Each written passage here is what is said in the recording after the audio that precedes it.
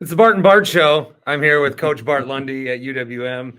Coach, exciting season. I would think that you guys are ready for another big year. You know what I forgot to do? Don't get weird. I forgot to do this. I might have been sweating a little bit underneath, but I got my Panthers shirt. Right. Nice Look job. at this. That's the old school Panther. That's my favorite one. Yeah, my wife found it somewhere, and I wear it all the time, and people are always like, "Where'd you get it?" And I have no idea. Yeah. But I like the shirt. So last time we talked in this office, at least, you were it was exhilarating. There was a lot happening. Hold on. Change the mic. Last time we talked in this office, it was a little more chaotic, I think. It was your first year on the program. You had Purdue in like 2 weeks. How is it this year compared to then? Probably a lot. You feel like you're in a home. You feel like you're home in this office. Yeah, I don't think this office was decorated at that time. I don't think I had. I'm not sure. I don't think you had anything personal in it. I think there was the wall. Boxes were still in here. Yeah. So it's been decorated. So that other than that, it's still chaotic, and we have Providence and Colorado in 3 weeks. So yeah, well, I mean that's similar too, but different. Yeah, no Zach Edey, so no 7-4 first team All-Americans.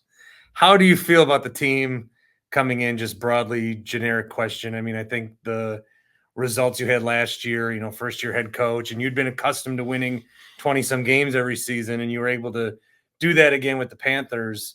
Fan interest gaining throughout the year, like we talked about. But where do you guys feel like you are now in terms of some of the goals that you're hoping to reach as the season progresses? It's Bart, it's hard to tell. I like our team, but it is a different team.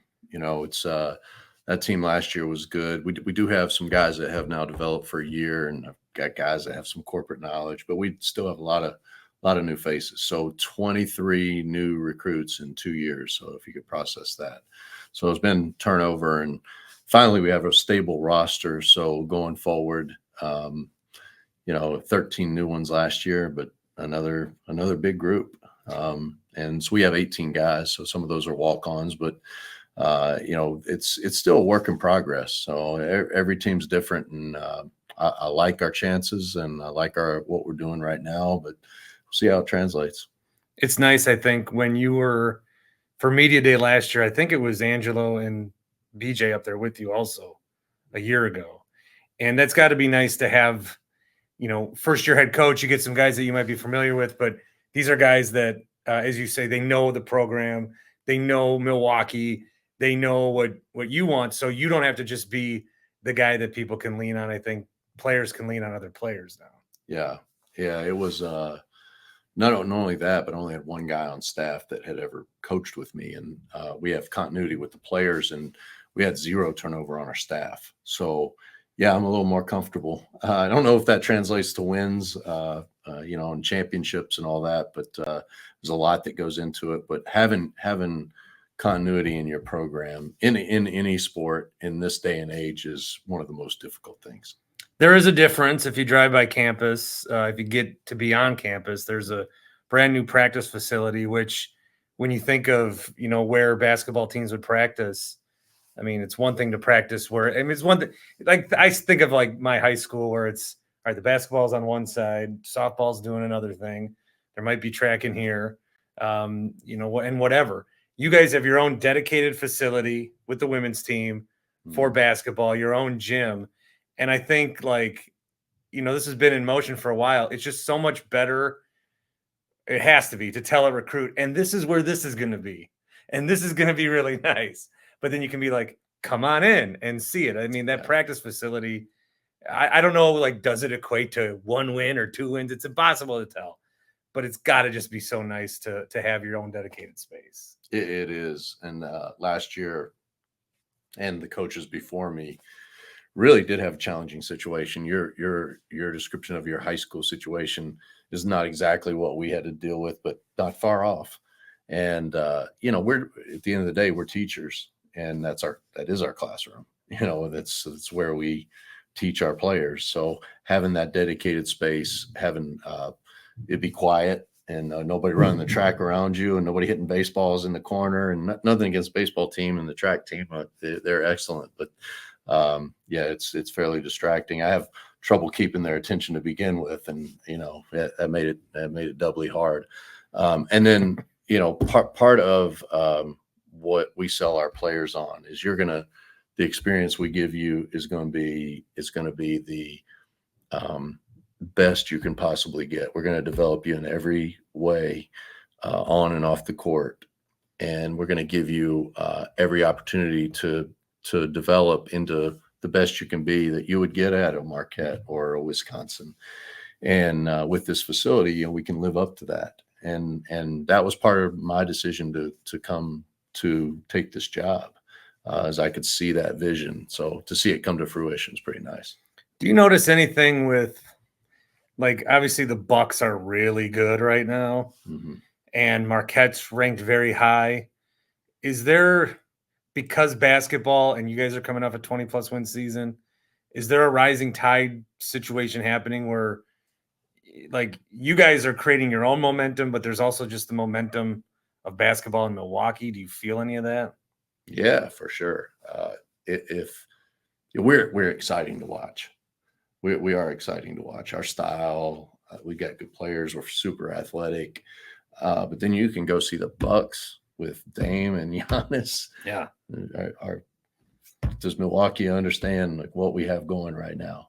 No. And then Marquette could win it all. They're that good. Well, they have to get through you in the tournament. They'd have to get through us in the tournament.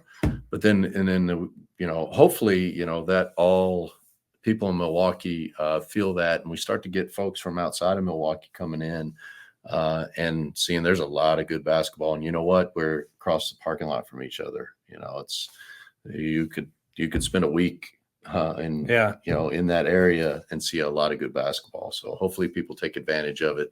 Hopefully it's a special time in Milwaukee. I know the last time that our university made a run, there was also a Marquette and a Wisconsin run. Not sure where the Bucks were at that time, but they were bad. So yeah, got more going now. Yeah, they were very bad. I think, if I remember right. But no, when we talked to you in the office last year, we meaning just me, but we talked about, like, there are pockets of fans that just need to see that the team is competitive and fun and winning. And then they'll start to come out a little bit more. They'll start to make different nights. They'll start to make it hey, what are you doing this weekend? Oh, Milwaukee plays. I want to go see the Panthers. Have you noticed that since we kind of talked a year ago about it? Yeah. We I'll tell you the truth. After we talked, we had our first home game at the arena, and I looked around at the crowd and I go, "Are you kidding me? What did I do to myself?" But by the end, we played. We actually hosted the quarterfinal here against Wright State, and it was a packed crowd. They're not sure how many fans were here. The students were coming up the back entrances, and you saw there's a lot of ways to get up there through this building. It's a maze. So they don't really know how many fans were there, but it was electric and it was great to see. And I've personally spent the entire summer in the city trying to develop relationships with folks, and now I'm going to turn that to the students and try to start getting the students out. So hopefully with all of that, we get some synergy, and hopefully Marquette and the Bucks and the excitement of basketball helps. Well, I'm going to equate you to Deion Sanders. If you follow me for a minute, because get my sunglasses. Yeah, get your hat. What I think about is there's students that went to Colorado a couple of years ago as just like a student. Yeah. And you want to go to the football game? No, we suck. I don't want to go there. All of a sudden they're juniors and seniors, and Hollywood is descending on their campus because the football place has become the place to be.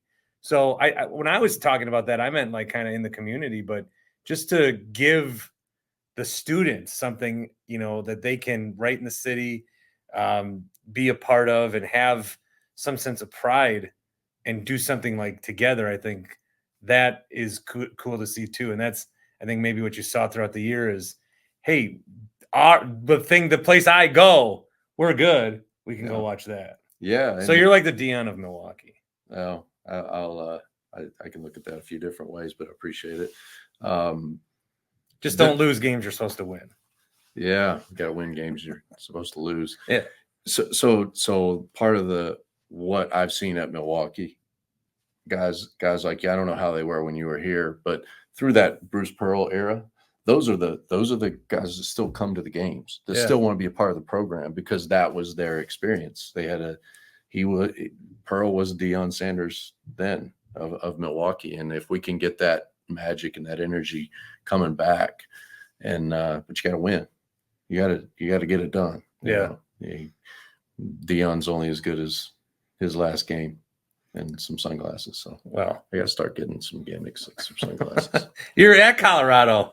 Yeah, you're going there. Yeah, I'm gonna have Deion speak to our team before the game. Yeah, there you go. Just give him a call. I will.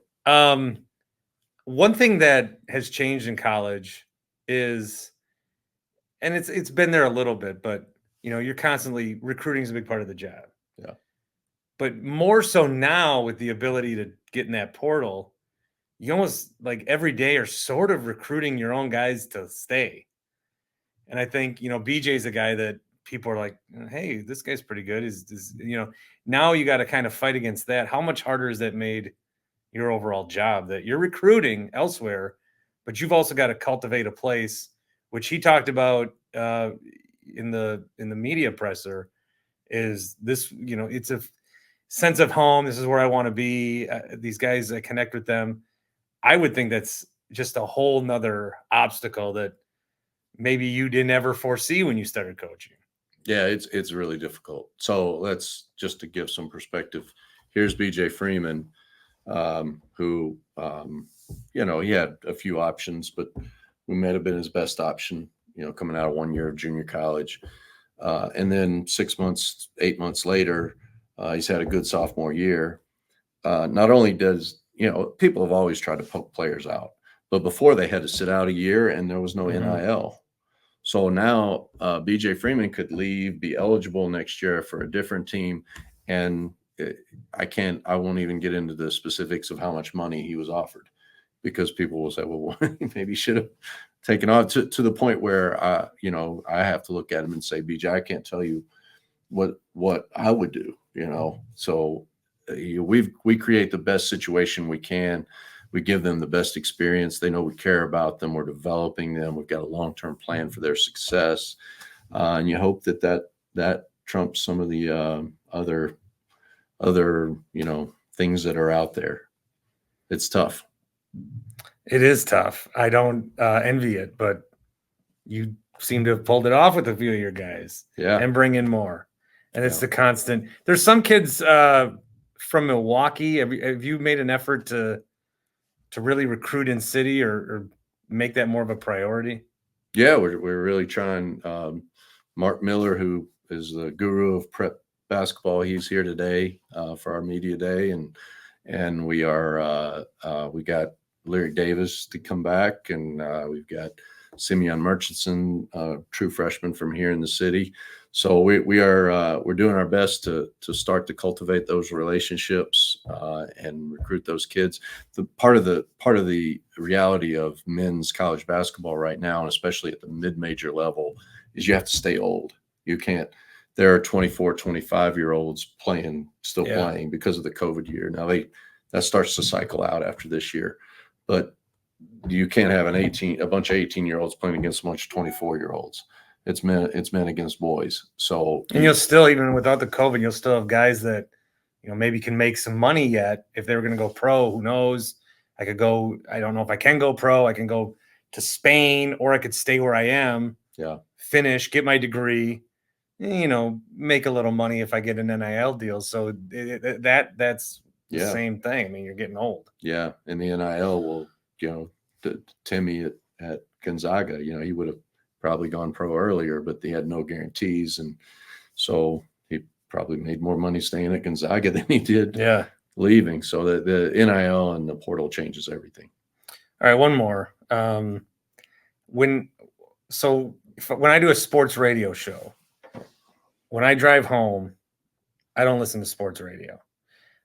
I can't because I'll either get mad that somebody's doing something good or I'll get mad that somebody's doing something bad. And so I don't listen to a lot of other sports talk. How much basketball are you watching outside of your job? Are you able to watch a lot? Do you enjoy it? Is it like, I just did this all day? How much hoops do you watch? Well, might be a little different for me because I have to watch so much of my own team and so much of the next opponent. So I'm watching a lot of basketball. Are you going to sit down after a long day of doing that and watch Clippers Suns?